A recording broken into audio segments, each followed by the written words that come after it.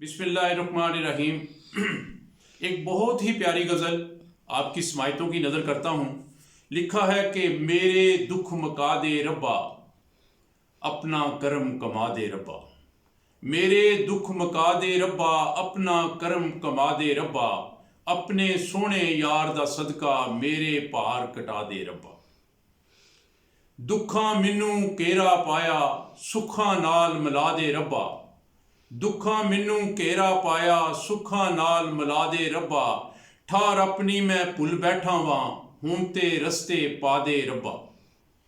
चोखा पंध ते जिंद नमानी, चोखा पंध ते जिंद नमानी, मंजिल तक पहुंचा दे रब्बा।